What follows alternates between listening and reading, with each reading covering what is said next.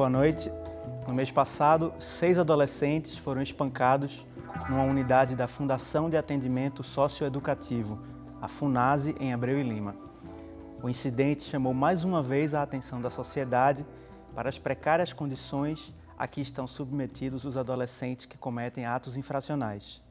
No Opinião Pernambuco de hoje, vamos debater as unidades de atendimento socioeducativo e para o debate nós convidamos Manuela Souza, advogada do Centro Dom Helder Câmara de Estudos e Ação Social, o SENDEC. Está conosco também Valéria Nepomuceno, que é professora do curso de Serviço Social da UFPE, e completa o nosso debate Eutácio Borges, que é presidente da FUNASE. Convidamos também o público a participar do debate através do e-mail opiniãotvu@gmail.com, pelo telefone 3423-6836 e também pelo Twitter @opiniãope. Boa noite, obrigado pela presença de vocês aqui no Opinião. Queria começar com uma pergunta geral para os três, que diz respeito à questão da prioridade absoluta. A lei brasileira ela estabelece, a Constituição brasileira estabelece essa questão da absoluta prioridade para os direitos das crianças e adolescentes. No caso dessas unidades de atendimento socioeducativo, essa prioridade absoluta vem sendo cumprida? A gente poderia começar com a advogada Manuela. Boa noite aos presentes e aos que estão em casa. No cenário do estado de Pernambuco e de todo o Brasil, a gente pode estar apontando que essa prioridade não vem sendo respeitada, né? E o que a gente tenta alertar e demonstrar o porquê, né? Nossa Constituição Federal, a única vez que ela cita a terminologia prioridade absoluta é quando se refere aos direitos de crianças e adolescentes. Então, no contexto que a gente tem hoje do sistema socioeducativo como um todo, não temos como apontar aqui parâmetros mínimos que respeitem a dignidade humana, né, e outros direitos dos adolescentes e jovens que encontram-se hoje nesse sistema estão sendo respeitados. Então, essa prioridade absoluta estaria muito ligada não só à dignidade que citei, mas a todos os demais direitos, né? Dos mais básicos, a saúde, a educação, como aos outros, né? Que identificamos como violados na dinâmica desse atendimento socioeducativo, que é dispensado aos adolescentes e jovens atualmente. Valéria, essa prioridade absoluta vem sendo perseguida da parte da sociedade de modo geral e do poder público mais especificamente? Infelizmente não, né? A gente tem o Estatuto da Criança completando agora 23 anos, em julho, e para nossa tristeza, né, a gente não conseguiu implementar, especialmente na questão dos adolescentes envolvidos com ato infracional. Aí é que a gente não conseguiu mesmo implementar e experimentar o que o Estatuto prevê. E eu só queria lembrar que a prioridade absoluta, que está no artigo 4º do Estatuto da Criança, tem uma das alíneas que fala que a prioridade absoluta na aplicação do orçamento público. Então, a maior fatia do orçamento público deveria ser destinado a políticas públicas para a área da infância e da adolescência. Então, se a gente tivesse isso garantido, com certeza a situação já estaria bem diferente e a gente tinha conseguido resultados melhores. Presidente Eutácio, queria ouvi-lo a respeito dessa questão da prioridade absoluta, especificamente nesse atendimento socioeducativo. É importante destacar que na prioridade absoluta para a linha do atendimento socioeducativo, o quesito principal é a estruturação do sistema, né?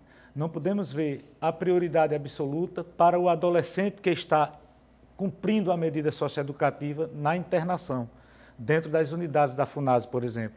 A prioridade tem que ser absoluta na formação deste adolescente. Então, em relação à chegada dele na FUNASE, o compromisso do governo na socioeducação desse adolescente está se buscando estruturar esta prioridade e transformar ela em prioridade absoluta. O Estado de Pernambuco, nos últimos 6 meses, vem transformando a sua capacidade de fazer, transformando a sua capacidade de dar respostas através da FUNASE nesta linha de prioridade. Não esquecendo que precisamos transformar essa prioridade também absoluta em sistema. Ela não pode ser no final da linha, né? O adolescente, quando ele entra para a FUNASE por ter cometido um ato infracional por determinação judicial, tem toda uma série de atenção anterior a isso, que deveria vir em rede, vir dando respostas concretas para que se possibilitasse a ele uma estruturação maior de poder se evitar o envolvimento dele, principalmente com o tráfico, o acesso às drogas, e o acesso às drogas o leva à prática de atos que, infelizmente, em alguns casos, nos casos previstos em lei, ele passa a cumprir medida socioeducativa nas unidades da FUNASE. E temos algumas unidades que demonstram essa atenção. Nós temos em Pernambuco unidades da FUNASE que realmente têm a atenção da prioridade no atendimento socioeducativo, pela estruturação da unidade, pela proposta socioeducativa, pelo número de adolescentes internos e pelos resultados apresentados no conjunto unidade e sociedade. O senhor fala, por exemplo, nessa prioridade absoluta que é anterior propriamente à internação. Tem estudos e acho que há um consenso na parte dos movimentos sociais e de quem estuda essa questão de que o investimento na prevenção é muito mais efetivo, muito mais eficaz e muito mais barato do que propriamente o investimento na repressão, nesses instrumentos que são os instrumentos de exceção e de casos extremos. No caso do Brasil e de Pernambuco especificamente, já é possível verificar essa priorização na prevenção do que propriamente na repressão e na internação propriamente dita? A gente sempre parte do princípio, né? É o educar e o punir, né? O que é que se espera, na verdade? Então, a riqueza do Estatuto da Criança, e aí é importante que a sociedade busque informações realmente, busque ler essa legislação, que é uma lei super importante, acessível e que demonstra que... A gente falava dessa questão da prevenção antes da política de punição propriamente dita. Sei. Então, o que eu vinha falando, a riqueza do Estatuto é justamente apontar, né, que esse cuidado deveria ser no seio da comunidade, que é o local que esse adolescente convive. Afinal, quando ele é encaminhado, seja para o sistema em meio aberto, que seriam as medidas socioeducativas de liberdade assistida, prestação de serviço à comunidade, ou nas unidades da FUNASE, como o Eutacio apresentou, isso restringe desse convívio comunitário. E quando ele é afastado dessa comunidade, essa comunidade não é cuidada, ele retorna para ela e ela continua da mesma forma. Então, a gente sempre parte desse princípio. A educação, né, o fortalecimento da família e desse adolescente ali naquele local que ele convive, é o local que ele vai retornar em algum momento. Então, parte. Eu observo que é importante também destacar, dentro desse princípio, que o adolescente, quando ele começa a se envolver com atos infracionais, geralmente são pequenos atos infracionais. Às vezes começa pelo simples furto, né? E quando o município não tem uma atenção para que ele se volte a esse adolescente no cumprimento de uma medida socioeducativa em meio aberto, como a liberdade assistida, a prestação de serviço à comunidade, esse fato se agrava. Então, o governo de Pernambuco disponibiliza aos municípios um valor per capita por adolescente e criou um grupo de trabalho ligado à Secretaria da Criança e da Juventude para coordenar esse trabalho junto aos municípios, para que se evite que o adolescente que pratique um pequeno ato ou que se envolva um tráfico de uma pedra. Tem adolescente que vai cumprir medida socioeducativa porque foi pego com uma pedra de crack ou qualquer outro tipo de... Então, se tiver uma atenção a esse adolescente, se trabalhar a família dele, se trabalhar a comunidade, esse adolescente certamente não vai se envolver com o ato mais grave. Que o ato mais grave é quando ele fica devendo ao traficante adulto, e esse traficante adulto o obriga a pagar o que ele está devendo. É aí que ele bota uma arma na mão, em maioria, e termina praticando um assalto, termina cometendo um crime, e aí a medida, claro, seria a internação. Então, o anterior a isto é que tem que ser mais forte, mais visto, mais em rede. Eu sempre digo como exemplo que o adolescente que começa a se ausentar da sala de aula, a criança que começa a se ausentar da sala de aula. Aonde estamos que não vamos saber por que esse adolescente está se ausentando da sala de aula? É a falta de compromisso da família? É a falta de interesse dele pela escola? É a escola que não está o despertando para aquela atividade, porque há de descobrir que todos os adolescentes que passam, especialmente no cumprimento de medidas socioeducativas no meio fechado, a gente tem que entender que esses meninos são diferenciados na comunidade, né? Se eles são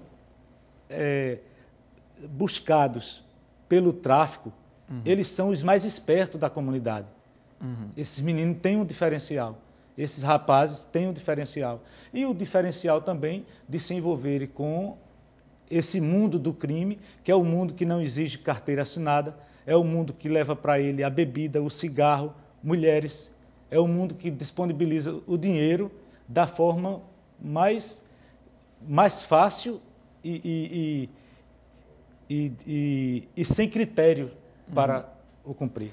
O senhor levanta uma questão que inclusive, pelo que eu andei pesquisando, é uma prioridade de quem trata desse tema, que é a questão da municipalização, né? Cada ente da federação tem uma responsabilidade nesse processo e o município é, digamos assim, a primeira instância disso, né? A gente avançou nessa questão da municipalização, já há casos de sucesso, há exemplos que apontem para um sucesso dessa municipalização? Também não. Antes de falar da municipalização, ainda eu só queria dizer que nós costumamos trabalhar, acho que o tema desses adolescentes, os internos, de uma forma apartada das discussões gerais da sociedade. É como se a situação deles não tivesse implicações ou não estivessem relacionadas com a questão de classe desses meninos, com a questão da falta de proteção social dessas famílias, de suas famílias, da precariedade das comunidades, dos seus locais, a falta de políticas públicas, né? É como se a gente tivesse um Estado e governos que trabalhassem a questão dos adolescentes internos e outro que trabalhasse essas questões que a gente pode chamar de retaguarda ou essa macroestrutura. E não é, né? Enquanto a gente estiver tratando dessa forma apartada, esse problema da questão dos adolescentes, ele só tende a aumentar, porque a gente não está trabalhando as verdadeiras e as reais causas da situação, do fenômeno. Então, eu acho que isso a gente precisa começar a pautar. Então, que governos são esses que não trabalham a questão da classe trabalhadora, a população pobre, que não tem emprego e, portanto, não consegue dar uma boa sobrevivência para a sua família, não consegue proteger e cuidar bem dos seus filhos e tudo o que vem mais decorrente. Então, é preciso sempre focar nessa discussão. Então, você vê uma divisão entre o tratamento de uma questão e da outra. É como se fosse possível, não é. A gente está falando da mesma sociedade e a gente está falando dos meninos de uma classe social, né, que tem um perfil de são negros, na sua grande maioria, são pobres, não têm escolaridade avançada, não é? E que tiveram muito poucas oportunidades na vida, como a maioria da população pobre, né, das crianças e adolescentes pobres. Com relação à municipalização, o que é muito interessante, que o Estatuto aponta para descentralização política e para a municipalização, porque é o município que está bem próximo da comunidade, da sua população, né? Então, no município, você consegue implementar políticas públicas nesta perspectiva da proximidade, atendendo, de fato, as reais necessidades dessa população. Tem condições, inclusive, de compreender melhor e dialogar com essa população. Mas a gente não tem experiências exitosas nessa área. A própria liberdade assistida, que é uma das medidas, né, que dos adolescentes, na verdade, a internação é a última medida, né, os casos mais graves. A liberdade assistida, que é uma proposta interessantíssima, né, em que a gente teria um número muito menor de adolescentes e adolescentes, meninos e meninas internos, se a gente tivesse uma liberdade assistida, um programa efetivamente implementado, ele não consegue se implementar, né? Por exemplo, as últimas notícias que eu tenho com relação a Recife é de que o programa não avançou. E a gente tem, eu volto a dizer, o Estatuto tem mais de 2 décadas. Verdade. Então, o que tem, na minha avaliação hoje, desde que eu fui convidada, que eu venho pensando nesse tema, né? É um tema muito instigante, e eu disse, gente, eu fico pensando o que mais temos a dizer sobre isso, porque 20 anos, 2 décadas, e a gente vem, tanto a sociedade como os pesquisadores, vem apontando, não é, de que a situação não avança, aliás, se agrava. O que mais a gente tem a dizer, não é? É uma coisa que eu acho que está localizada no posicionamento da sociedade como um todo. E eu me lembrei das manifestações. Por exemplo, as manifestações têm muito pouco, por exemplo, de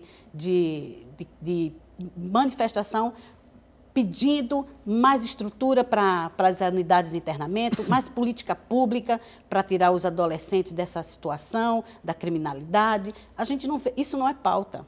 Essa sociedade, eu não gosto de generalizações, mas posso dizer que a maioria da nossa população, ela não está nem aí para esses adolescentes. E se a sua situação lá, se estão morrendo, se estão sendo torturados, eles são uma parcela da população, como muitos estudiosos já falam, dessa população trabalhadora, pobre, que não tem emprego, descartável. Eles não interessam.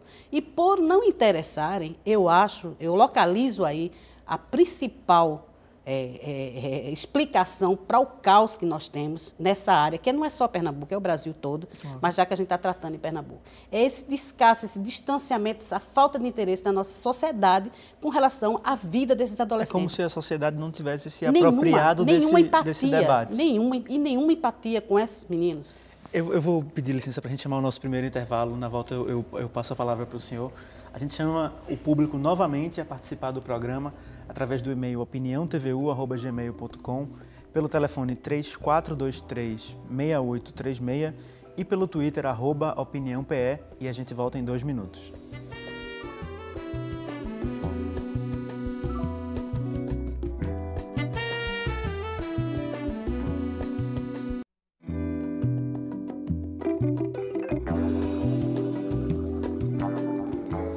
Volta com a Opinião Pernambuco. O nosso tema de hoje são as unidades de atendimento socioeducativo.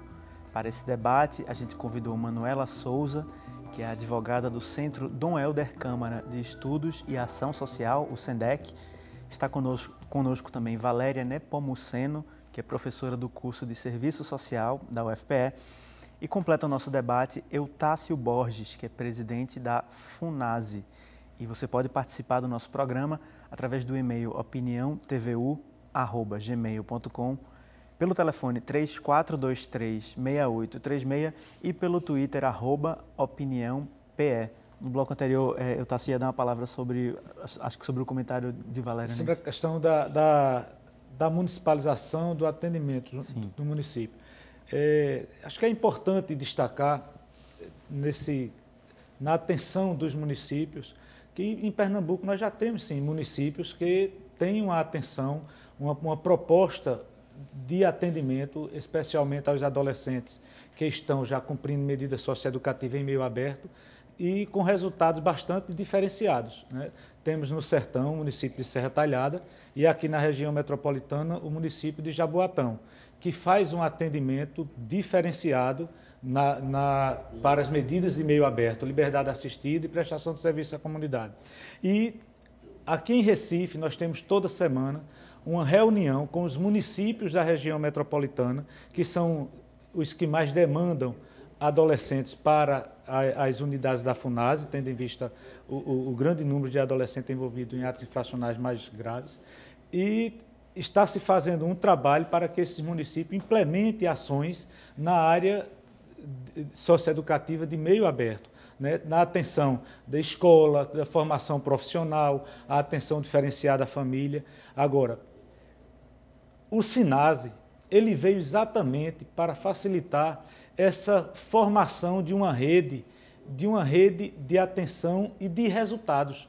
Eu vejo o SINASE, só para a gente explicar para o nosso e a nossa telespectadora, o SINASE é o Sistema Nacional de Atendimento Socioeducativo, uma lei que foi sancionada, acho que em 2012, não é isso? Exatamente. E que organiza todo o sistema de atendimento socioeducativo e estabelece prioridade, né, para a União, para o Estado, para o município. Cada um tem suas funções, seus papéis específicos. O que também facilita, né, a própria atenção do Estado para este trabalho com os adolescentes que cometeram atos infracionais. Antes, a FUNASE, a Fundação de Atendimento Socioeducativo, ela atendia da liberdade assistida, prestação de serviço à comunidade e a um todo. Hoje, a nossa obrigação é atender o adolescente no cumprimento das medidas socioeducativas em meio fechado, que é a internação e a semi-liberdade. Então, dentro desse sistema, o compromisso do Estado no atendimento direto é a este público. E o compromisso do Estado no apoio, na coordenação, é fazer com que os municípios desenvolvam esse atendimento em meio aberto e possam proporcionar um diferencial. Para você ter uma ideia, apesar da grande população do município de Jaboatão, na região metropolitana, é um dos municípios que menos demanda adolescente, eu digo menos demanda a nível de que temos muito poucos adolescentes cumprindo medidas socioeducativas nas unidades da FUNASE, porque o trabalho em meio aberto faz um diferencial. Agora, o importante nessa correlação de forças é a velocidade da atenção. Como vamos dar essa atenção? Falando especialmente assim, em relação à FUNASE, aos 1.500 e poucos adolescentes que estão sob a guarda do Estado hoje. Né? Nós tínhamos a questão da população de algumas unidades, a superlotação. Isso. Em algumas unidades. São 878 vagas, não é isso? 878 vagas e para mais de 1.500 pessoas. Hoje, em torno, uma variável de 5 a mais ou a menos aí, com entradas e saídas. Então, o que estamos fazendo para isso? É bom que a gente diga que tivemos que partir para construir unidades que possam receber esses jovens e desenvolver um trabalho. É impossível desenvolver um trabalho a contento com a unidade que tenha condições de receber 90, 110 e ela está com 300. Mas isso traz à tona mais uma vez aquela questão que Valéria levantou. O Estatuto da Criança e do Adolescente tem mais de 2 décadas e a gente ainda está se deparando com problemas de superlotação, que é uma coisa que é difícil de entender como é que a gente ainda tem superlotação. Manuela tinha uma palavra para falar sobre essa questão da municipalização também, né? Isso, que é puxando ao que o Tássio está falando, né? Que o ponto central desse cenário de superlotação é justamente a falta de investimento ao longo de 23 anos, né? Inclusive, termina que para a sociedade, medidas socioeducativas termina sendo algo banal, né? Algo que não responsabiliza. E é isso que a gente tenta demonstrar na prática. Se ao longo de 23 anos tivesse tido investimento nas medidas socioeducativas em meio aberto, e não só o privar por punir, que já não era a essência do Estatuto desde o início, a essência do Estatuto era, no caso de atos infracionais graves, gravíssimos, você priva da liberdade por um período realmente para que haja uma intervenção pedagógica. Mas a nossa história, a história do Brasil, né, não permitiu que, mesmo com essa riqueza do Estatuto da Criança, que ele se baseia em todas as normativas internacionais, então, que visa respeitar nessa integralidade os direitos, a gente não conseguiu, ao longo de 23 anos, quebrar o ciclo de violência, né, realmente retirar desses locais que privam de liberdade o cenário de violência institucional que se perpetuou ao longo desses anos. E aí essa falta de investimento em cada município, porque as medidas em meio aberto, ela visa justamente permitir que o adolescente continue no seu município, junto à sua família, né, e que seja oportunizado a ele um atendimento de qualidade, porque se ele não tem uma intervenção de qualidade, ele não vai refletir, ele não vai passar por um processo pedagógico. Inclusive hoje, por conta da ausência, o Tássio citou alguns modelos como referência, mas infelizmente esses modelos não são integrais, né? Nós não podemos citar hoje que o Estado de Pernambuco tem um modelo integral, na sua integralidade de execução de medida socioeducativa em meio aberto. E isso certamente é um reflexo direto para a superlotação das unidades. Temos vários adolescentes, meninos e meninas hoje, privados de liberdade, que não praticaram atos infracionais que ensejassem uma privação de liberdade, por exemplo. caberia um outro tipo de intervenção, mas que por ausência de Certo. programas, Isso eles são privados de liberdade, recebem uma responsabilização Isso é uma maior. coisa que me chama a atenção, assim, e aí acho que a gente chama o judiciário para discussão também, né? Exatamente. Porque é o judiciário quem determina Claro. para que tipo de Qual a medida a ser... de estabelecimento vai aquele adolescente ou aquela adolescente. Nesse sentido, já há, da parte dos juízes e do judiciário, de modo geral, uma consciência ou uma cultura que privilegie, por exemplo, esse atendimento à liberdade assistida, às medidas que são cumpridas no meio aberto. Vocês percebem uma mudança nessa cultura? É um trabalho contínuo, né? Sociedade civil, várias esferas que atuam na defesa dos direitos de crianças e adolescentes sempre buscam levar isso para o Judiciário, Ministério Público, Defensoria Pública, porque é um trabalho diferenciado. O que acontece na particularidade do Judiciário o cenário é rotativo, né? Temos juízes, da mesma forma promotores de justiça e certamente aquele profissional quando chega na área da infância ele precisa se adaptar à temática. Então esse é um aspecto, mas o outro aspecto também são as limitações, como já disse, né? Por vezes juízes se deparam não tem para onde encaminhar, não tem alternativas e aí terminam violando direitos, né? Nós temos várias situações de violações que identificamos na prática, como, por exemplo, adolescentes ameaçados de morte que ficam privados de liberdade, né? No lugar onde ele foi ameaçado? Não, eles são privados de liberdade, às vezes, em unidades da FUNASE, por exemplo, porque estão ameaçados. Sim. E aí, naquele momento, ele é privado, por vezes até recebem algemas. E aí, como forma de protegê-lo, ele vai para um regime mesmo, mais duro. Isso, mesmo sem a prática do ato infracional. Esse é um cenário do judiciário, por vezes, por falta de alternativas, e terminou que, por conta dessa negligência e omissão, Estado e municípios, na inexecução de medidas em meio aberto, ao longo desses anos, terminou que ficou algo automático. E essa sensibilização que precisa do judiciário, um judiciário que precisa estar atento, né, para essa superpopulação e atento ao ato infracional praticado pelo adolescente. Talvez um sintoma disso seja o fato de... Eu vi esse relatório do CNJ, do Conselho Nacional de Justiça, que diz que na região Nordeste, só 25 municípios têm varas de competência exclusiva de infância e juventude. Que eu acho que é um avanço no sentido de, se você tem uma vara específica para esse tema, você tem, acho que, uma sensibilidade maior para tratar dessas especificidades da lei. Queria colocar a Valéria também no debate. No bloco anterior, ela falava sobre essa questão de uma dificuldade de empatia com esses adolescentes e essas adolescentes que estão nessa situação tão difícil. E a gente não tem como falar de empatia, de debate público sem falar da mídia, né?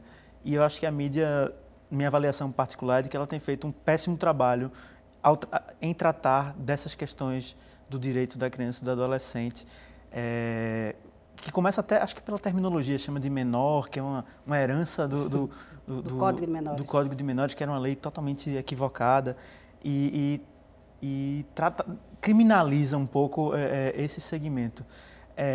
Qual é a tua avaliação sobre o papel da mídia, e principalmente da grande mídia, no trato dessas questões? Então, a mídia reflete a sociedade que a gente tem. E essa é uma sociedade que discrimina o pobre, a pobreza, a população pobre brasileira. E essa população pobre, ela é sempre vista como, está sempre em suspeição, ela é sempre suspeita de cometer crimes. Então, se parte dessa premissa, eu acho que a mídia, não generalizando, mas a gente tem isso muito forte, e a gente tem uma outra coisa, que é o sensacionalismo em torno dos atos cometidos pelos adolescentes. E há um certo exagero também, a ponto de você criar alguns mitos, como, por exemplo, de que a violência no Brasil ela aumentou por conta dos jovens e dos adolescentes. Que isso não tem embasamento estatístico nenhum. Nenhum. Isso não corresponde à verdade. Então, vamos endurecer a lei, vamos reduzir a idade, porque a violência está muito... E a culpa são dos adolescentes. Eu acho que a mídia termina colaborando e não cumprindo com o seu papel de informar a sociedade e termina contribuindo para aumentar esse preconceito da sociedade com relação à população pobre, que há uma associação muito direta entre pobreza, criminalidade e violência. A população a pobre ela é culpada, né? Então, se inicia logo assim. Mas eu queria ainda falar de uma outra coisa que eu acho que é importante, porque quando eu estava pensando, como eu disse ontem, desde ontem que eu penso, o que mais a gente tem a dizer sobre essa situação, eu fiquei pensando por que as coisas não mudam nessas 2 décadas, a gente não conseguiu avançar. Porque efetivamente nós não avançamos, né? E a situação agravou-se, o que é pior, né? Então, o que é que a gente precisa? E aí eu digo vontade política. Só que se fala tanto em vontade política e que está de um jeito que a gente não materializa exatamente o que é vontade política, não é? O que é que os governos, os diferentes governos em 20 anos, Pernambuco, que Recife, os municípios, que o Brasil, nesses últimos 2 décadas, o que é que esses governantes, o que é que aconteceu? A falta de vontade política, ela se expressa em quê? Na falta de recursos para essa área da infância e da adolescência. A falta de prioridade, aquilo que a gente começou o debate falando, da prioridade absoluta. Criança e adolescente no Brasil não é vista pelos governos como prioridade absoluta. O governo é o primeiro violador dos direitos humanos de criança e adolescente. E isso a gente diz muito pouco. A gente fala muito pouco sobre isso. A responsabilidade sempre está numa instância diferente, não na minha. E as coisas, e o Estatuto da Criança é muito interessante, porque aí a gente fala do sistema de garantia de direitos. Então, as coisas têm que ser, as instâncias, os órgãos têm que trabalhar de forma articulada. Então, quando você tem governos sucessivos que não cumprem uma lei federal, eu não estou falando de uma portariazinha, um decreto, eu estou falando de uma lei federal. Quando eu tenho governos que, assim, repetidamente desrespeitam essa lei, o que é que o nosso judiciário faz? Responsabiliza e vitimiza as crianças e os adolescentes. Então, há uma inversão, uma falta de trabalho articulado nessa perspectiva do sistema de garantia de direitos, que só pode resultar no estado de coisas, de situação que nós temos hoje no Brasil. É essa ausência de cumprimento dos papéis dos órgãos. Se eu tenho governos que não cumprem, eu tenho que responsabilizar. A justiça tem que agir, também o judiciário, em nome e em defesa desses adolescentes, culpabilizando e responsabilizando os governos, que desrespeitam e são omissos. O governo de Pernambuco, e não só esse, como os anteriores também, são responsáveis por esses 1.500 e mais adolescentes. Antes eram 600, 500, hoje é 1.500. No próximo debate a gente está falando de 2.000, 2.500, com certeza. Porque se nada se altera, se nada muda, esse número só faz aumentar. Isso é uma questão importante, de não naturalizar esse acúmulo. Eu acho que a gente tem que ter a perspectiva, né, de não trabalhar os números. Os números de 1.500 a 2.600 não é o fato. O fato são os resultados que possam ser apresentados para que este número de 1.500, eles sejam 1.500 jovens livres, né? E para que esses 1.500 jovens sejam livres, o governo de Pernambuco, ele tem posição de um trabalho em rede que venha a dar resultados. A gente sempre vê a discussão em relação a esses jovens com os fatos, por exemplo, de rebeliões. Uma rebelião é mídia de uma semana. Por que eu não tenho mídia de uma semana num curso de formação profissional? Por que eu não tenho mídia de uma semana numa unidade com 300 adolescentes, 180 frequentando a escola? Por que nós não temos mídia de um ano na conclusão dos cursos desses adolescentes? Porque a sociedade, ela vê esses adolescentes como o cara que praticou o ato e a palavra dita popularmente, o marginal. Né? É assim que as chamadas de alguns programas matinais se expressam em relação a esses jovens. Né? Então, do outro lado, tem as pessoas que acreditam, tem o governo que está buscando desenvolver um trabalho para concretizar isso, e é um trabalho que realmente custa muito. Nós temos que ir buscar dinheiro também externo. Para se ter uma ideia, hoje em Pernambuco, uma unidade para se atender 90 jovens, ela custa em torno de 16 milhões de reais a construção, se obedecendo especificamente os critérios estabelecidos na legislação em vigor, especialmente do SINASE, como já falamos aqui. E as pessoas não viam isso como resultado do futuro. Por que esse resultado do futuro? Não para enchê-la de jovens, mas para trabalhar os que estão lá hoje. E implementar, e aí é necessário, isso tem que ir casado, tem que ir no concreto, implementar as ações de meio aberto. E as ações de meio aberto, elas têm que ser desenvolvidas pelo município. Mas não pelo município sozinho, porque não adianta na região metropolitana do Recife, um município desenvolver e o outro não. Claro. Porque os jovens circulam dentro da região metropolitana. Então, presidente, eu vou precisar interrompê-lo só para a gente fazer o nosso segundo intervalo e a gente chamar novamente o público a participar desse programa pelo e-mail opiniãotvu@gmail.com, pelo telefone 3423-6836 e pelo Twitter @opiniãope, e a gente volta em 2 minutos.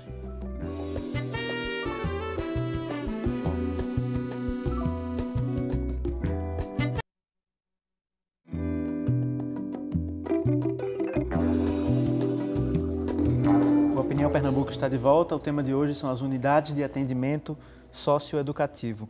Queria, nesse terceiro e último bloco, trazer um pouco das perguntas que o público já enviou para a gente pelo e-mail e por telefone. A primeira que chegou para mim foi de Paulo, que é de Caruaru, e ele pergunta: há perspectivas de melhores condições de trabalho para os funcionários da FUNASE? Um maior investimento nos agentes socioeducativos não melhoraria o atendimento aos internos? Com certeza. Esse é um dos nossos esforços e uma meta que já começamos a implementar. Estamos desenvolvendo capacitações frequentes para todos os nossos agentes. Fizemos uma seleção simplificada, a primeira através de um concurso, de uma prova escrita, para que se oportunizasse, tivéssemos um diferencial na escola. Ele realmente está se tendo uma participação de jovens com uma posição e uma visão diferenciada dos adolescentes. Realizamos também um concurso público para assistente social, psicólogo e pedagogo. Os 48 primeiros já assumiram as suas funções nas unidades e agora o governador autorizou um outro grupo. Essas capacitações serão sempre em continuidade, tanto em serviço como também tirando as pessoas da unidade para participarem de capacitações externas. Vamos desenvolver agora, a partir do dia 15 de julho, uma formação para 300 profissionais, junto com a Universidade Católica de Pernambuco, com recursos do governo federal e recursos do governo do estado, voltado para 300 profissionais, abrangendo todas as áreas de atuação da FUNASE. E hoje estamos reunidos com representantes do Ministério Público para montarmos também nas unidades da FUNASE capacitações semanais, buscando transformar o nosso agente socioeducativo, que ainda tinha uma visão de agente de segurança, num monitor. O monitor, aquele que pode fazer a condução, o monitoramento e proporcionar ao jovem um diferencial no sistema educativo, já que as nossas unidades, nós estamos com dificuldade de desenvolver as atividades de formação para o jovem. Então, iniciamos a escola com a Secretaria de Educação fazendo o papel dela. Isso é muito importante dentro do sistema, que cada ente assuma o seu papel. Então, a Secretaria da Educação do Estado de Pernambuco está desenvolvendo papel de ensino dentro da escola e criou também um diferencial para o professor que vai estar ensinando dentro das unidades, né? Então, essa formação ela tem que ser permanente, contínua, e a atenção ao funcionário ela tem que ser um diferencial também. Porque se o funcionário não tiver uma atenção, não tiver um cuidado diferenciado, ele não vai cuidar do adolescente que entre aspas, precisa desse cuidado diferenciado. Tem outra pergunta aqui para o senhor, que é de Pedro Del Pretes, eu acho que é isso, que veio por e-mail. A unidade de Abreu e Lima é apontada como uma das piores do Brasil. O governo do estado não consegue resolver o problema, tornando-a uma unidade minimamente decente. Existem projetos e uma prioridade para unidade de Abreu e Lima, que é inclusive onde ocorreu aquele caso dos espancamentos? Hoje nós fizemos um planejamento e voltamos a atenção para a FUNASE para priorizar todas as unidades, especialmente as 2 grandes unidades da região metropolitana de internação, que é CAB e Abreu e Lima, e também o CENIP, que é o Centro de Internação Provisória. Em especial para a unidade de Abreu e Lima, é importante dizer a comunidade de Pernambuco, a cidadão de Pernambuco, que retomamos a construção da unidade de Pacas, em Vitória de Santo Antão, e em breve, nos próximos 60 dias, deveremos estar inaugurando esta unidade e vamos, com ela, desafogar um pouco Abreu e Lima, né? Isso nos dará condições de desenvolver um trabalho já diferenciado em Abreu e Lima, como principalmente lá em Pacas. E estamos com um cuidado diferenciado para evitar a violência que estava instalada em Abreu e Lima. Não era violência dos funcionários para com os adolescentes, que também acontecia e ainda há casos de acontecer, mas era principalmente entre os adolescentes. Então, retomamos em Abreu e Lima as aulas, retomamos em Abreu e Lima grupos operativos com os adolescentes e estamos iniciando em breve a formação profissional com algumas turmas, especialmente de curso de informática, temos um curso de horticultura e vamos instalar outras oficinas para poder promover uma dinâmica socioeducativa dentro da unidade. E lá também funciona já a parte de esporte razoavelmente bem. Precisamos ter um domínio melhor dessa área, porque agora, no dia 7, vai acontecer uma seleção simplificada para a ASES, aqui na região metropolitana do Recife, onde nós vamos completar o quadro de agentes daquela unidade para assim proporcionar com que a unidade funcione dentro daquilo que é previsto. A mesma pessoa fez uma pergunta para a advogada Manuela Souza. Ele diz: como se dá o papel da Defensoria Pública na defesa dos direitos das crianças e adolescentes em conflito com a lei nos processos judiciais? Qual é o papel da Defensoria? Isso. É um papel de extrema importância no caso dos adolescentes que estão em conflito com a lei. E aí é um cenário que gera bastante sofrimento, tanto para eles que estão no sistema, quanto para os seus familiares, né? Atualmente o Estado de Pernambuco tem uma extrema defasagem do número de defensores, então muitos dos adolescentes que estão privados de liberdade hoje não tiveram acesso à Defensoria Pública ou tiveram acesso precarizado, não é? Que precisariam de uma atenção maior, de um defensor realmente mais próximo. E aí que na prática, às vezes, a figura do defensor público se confunde muito com a figura dos advogados de dentro das unidades, que não poderia acontecer na prática. Então, que deveria ser uma iniciativa do Estado de Pernambuco, realizar concurso para a Defensoria Pública, não só por refletir diretamente no sistema socioeducativo, mas por violar o direito da sociedade, porque a defasagem hoje ela é bem evidente. Tem vários comentários de funcionários da FUNASE, né? Então tem, por exemplo, Pedro, que é da FUNASE, funcionário da FUNASE e mora em Paudalho. Ele reclama que os funcionários não recebem benefícios por risco de vida, nem adicional noturno e insalubridade, ao contrário dos efetivos. Creio que ele seja um funcionário temporário, né? Já que ele está colocando esse termo. O senhor queria comentar isso? Nós temos os funcionários que são contratados por períodos, os contratados temporários, eles têm um contrato com o Estado e recebem todos os direitos inerentes a esse contrato. Realmente, o risco de vida é específico para o quadro efetivo da FUNASE, né? Mas nós estamos buscando, numa discussão permanente, o governo vem adequando isso, e esse contrato temporário, a gente cumpre o que a legislação permite cumprir. Em relação aos demais direitos, eles têm todos, né? A passagem, o adicional noturno, tudo isso tem. Agora, o risco de vida, infelizmente, não, porque a legislação não permite este pagamento. Adeildo, de UR11, também é funcionário, ele faz uma pergunta parecida, né? É agente socioeducativo, parabeniza o debate. Pergunta ao presidente por qual motivo não se faz um concurso para o sistema socioeducativo de Pernambuco, só existindo seleção simplificada. Esse é um debate também que já estamos travando, desenvolvendo ele dentro do governo. Estamos dotando, primeiro, a instituição de condições. Tínhamos a questão das unidades superlotadas e a grande discussão da realização de um concurso público. Então, o ano passado foi autorizado o concurso público para a área técnica, né, aos quais os profissionais começaram a assumir esse ano, já 48 assumiram, e estamos nessa discussão permanente.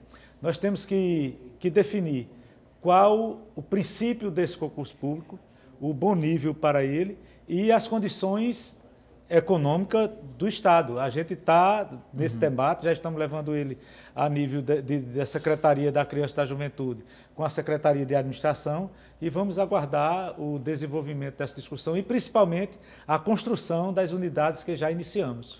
Moisés Henrique de Jaboatão, ele pergunta se a FUNASE de Jaboatão é referência. A gente falou aqui no município de Jaboatão, mas a gente estava falando do atendimento municipalizado Exatamente. de Jaboatão, né? E aí ele comenta também, o governo não deveria dar atenção às famílias carentes como forma de evitar os problemas com jovens? Cai um pouco naquilo que a gente falou antes da prevenção ser anterior a esse sistema punitivo, que é a exceção e o último estágio, né? Você tem algum comentário sobre essa questão? A pergunta é oportuna para a gente deixar claro para a sociedade que eu acredito que nos últimos 2 anos nunca a situação da FUNASE esteve tão clara para a sociedade, né? Então, assim, as mortes brutais que aconteceram em unidades que não respeitam a parâmetros do Estatuto da Criança e atualmente do SINASE, muito embora algumas desvirtuem, na linguagem e na forma de repassar para a sociedade, retrata o descaso do Estado de Pernambuco com essas unidades. A unidade de Jaboatão hoje, ela termina sendo uma referência porque foi realmente construída e elaborada minimamente respeitando os parâmetros. Então, ela tem uma estrutura diferenciada. E o que a gente não pode deixar de dizer no dia de hoje, enquanto sociedade civil, é que o Estado de Pernambuco ele tem um plano de reordenamento em vigor, que ele já tem alguns prazos atrasados, a sociedade pode estar lendo esse plano de reordenamento, pesquisando no Google. E também, como você citou em algum momento, temos um relatório do CNJ que é de 2011. E esse relatório ele indica a demolição das unidades de Abreu e Lima e de Cabo de Santo Agostinho. E são justamente as 2 unidades que nos últimos 2 anos a letalidade dentro, a morte brutal de adolescentes aconteceu. Então, o Estado vem sendo, infelizmente, tem caminhado junto com essa violência institucional, porque o relatório do Conselho Nacional de Justiça ele indicava uma demolição gradativa, não seria no momento imediato, até pela necessidade de ter um outro local para colocar os adolescentes. Mas, infelizmente, ao longo desses 2 anos, o que se percebe no ano de 2013 também, já tivemos outras mortes, né? Tivemos morte novamente dentro da unidade de Abreu e Lima, e o que a gente pode afirmar para a sociedade é que essas unidades não respeitam parâmetros mínimos. Até a arquitetura delas, né? Isso. Parece mais um presídio do que propriamente uma unidade. E minimamente, o que a gente pode estar alertando é um dever da sociedade, o que a gente falou muito hoje, né? É o adolescente do outro, e a sociedade precisa entender que é o adolescente dela também, né? O Estatuto da Criança, o SINASE, as unidades de internação, precisa ser uma coisa que a sociedade traga para si. Se aproprie mesmo. Se aproprie. Disso, né? E não minimamente aceite visões simplistas que são colocadas na mídia, ou aceite o pedido da redução da idade penal sem entender, sem ler, sem buscar informações do porquê que estão pedindo essa redução. Mas o que é que acontece com esses adolescentes quando eles cumprem medidas socioeducativas? Ótimo você falar nisso. Queria ouvir a posição dos 3 a respeito dessa questão da redução da maioridade penal, que é um debate, acho que importante na sociedade brasileira hoje. A gente falou dos protestos, que eles não traziam essa discussão do atendimento à criança e ao adolescente, mas eu cheguei a ver cartazes contrários à redução e cartazes a favor também. Gostaria de ouvi-los, assim, se a gente pudesse, a gente tem pouco tempo, a respeito dessa questão da redução. Você é a favor ou é contra? Isso.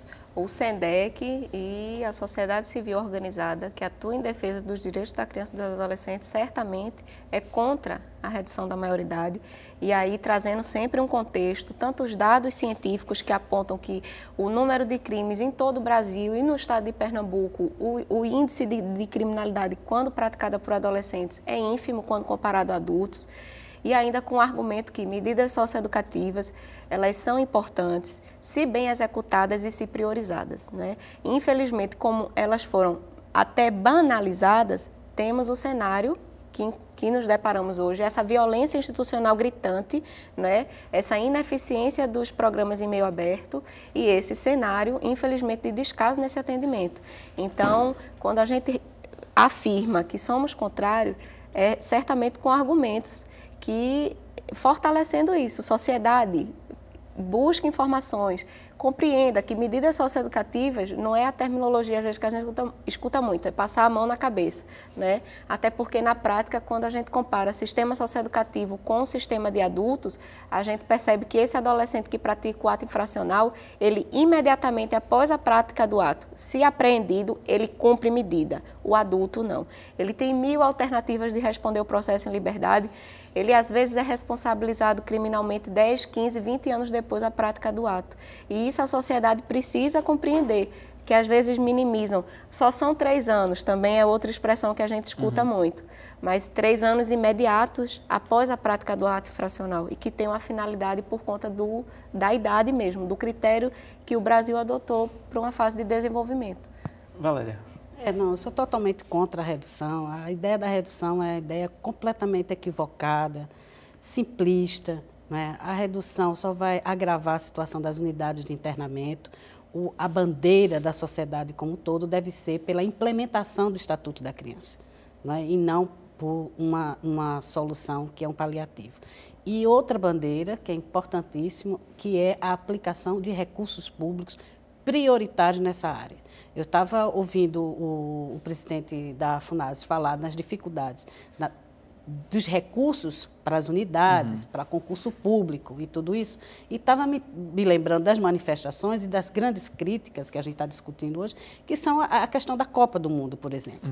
Então, tudo é uma questão de prioridade, porque investimentos que aceleram o suposto desenvolvimento econômico do Estado, a gente tem recurso, o recurso aparece, a gente faz parceria, né? A gente consegue empreendedores que se associam ao governo. Isenção fiscal também, né? Abre mão de imposto que podia ir para essas questões. Para se dar um jeito, mas tudo para mim passa por questão de prioridade dos governos. Então, acho que, infelizmente, esses governos, até hoje, e também o atual governo, não prioriza, apesar dos esforços. São esforços isolados. Esse é que é o problema, a gente não vai resolver isso. A gente só tem um minutinho, eu queria ouvi-lo, presidente, a respeito dessa questão da redução da maioridade penal. Eu sou totalmente contra a redução da maioridade penal e sou a favor daquilo que eu venho fazendo à frente da FUNASE. Nós estamos tentando, seguindo a orientação do governador do Estado, desenvolver ações que potencialize os resultados na área educativa para esses adolescentes. E o Estado se voltou para isso. O Estado está construindo 6 novas unidades, o Estado destinou mais de 100 milhões de reais para este fim, o Estado está aplicando recursos nesta área e a redução da maioridade ela só vai complicar o sistema prisional. Se a gente dotar de eficiência o sistema socioeducativo, nós vamos ter na sociedade um adolescente cidadão, um adolescente diferenciado. Sou totalmente contra e a maioria dos funcionários da FUNASE, das pessoas que convivem neste meio de discussão são contra e estamos lutando por isso. Pernambuco, inclusive, houve o primeiro movimento este ano contra a redução da maioridade penal e nós estamos nessa luta. Queria agradecer a presença de vocês aqui nesse debate, queria agradecer ao público que nos enviou perguntas, algumas eu não pude ler, João Martins, da Bomba do Emetério, Verônica Mafra, Pablo da Imbiribeira, Marcone Melo, Francisco de Assis, Eliana Core, Ivana Marques, Marcela Leite, todos muito obrigado pelas perguntas e também as que a gente leu aqui. E obrigado também a quem assistiu o nosso programa e não quis enviar perguntas. Termina aqui o Opinião Pernambuco. Boa noite e até o próximo programa.